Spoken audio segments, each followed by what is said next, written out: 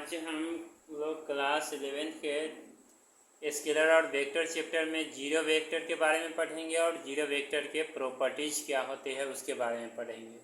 तो सबसे पहले जीरो वेक्टर के बारे में जानना है, यानी जीरो वेक्टर क्या होता है। तो जीरो वेक्टर सपोज डेट मान लेते हैं टू वेक्टर, यानी वेक्टर ए और बी दिया हुआ है, ठीक है। और दोनों वेक्टर ए और बी क्या होंगे, इक्वल होंगे और एक दूसरे के अपोजिट होंगे। तो उनका जो सोल्व करेंगे, यानी vector A minus vector B, तो इक्वल टू क्या हो जाएगा, जीरो। तो उसे ही हम जीरो वेक्टर के नाम से जानते हैं। तो लिखेंगे जीरो वेक्टर में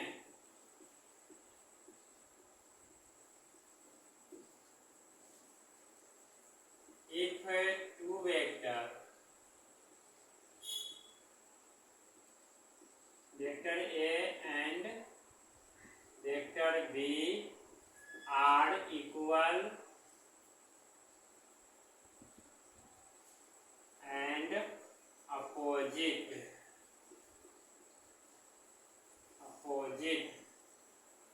known as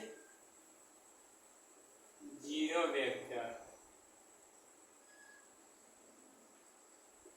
जैसे जीरो वेक्टर कहते हैं, जैसे example vector A equal to vector B और vector A minus vector B equal to zero. ये क्या हो गया, जीरो वेक्टर हो गया, ठीक है। इसके बाद है इसके प्रॉपर्टीज, यानी इसके प्रॉपर्टीज क्या होते हैं, रूल को जानेंगे। तो जीरो वेक्टर में एडिशन और सब्ट्रैक्शन का कोई चेंजिंग नहीं होता, यानी नो इफेक्ट्स। और जीरो वेक्टर को स्केलर या वेक्टर से मल्टीप्लाई करते हैं तो जीरो ही होता है, यही इसका रूल है, याद रखना है। रूल है there is no effect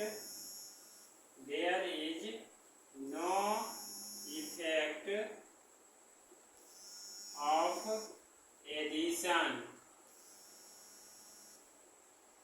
and subtraction.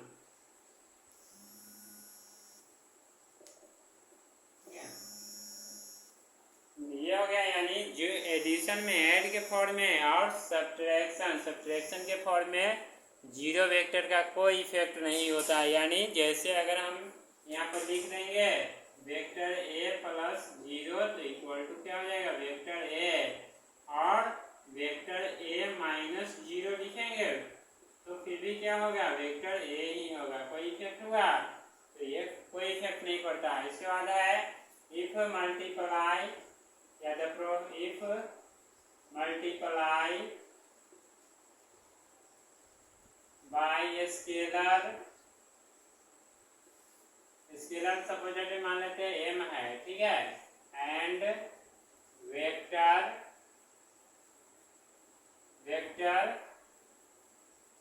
a, then result is zero,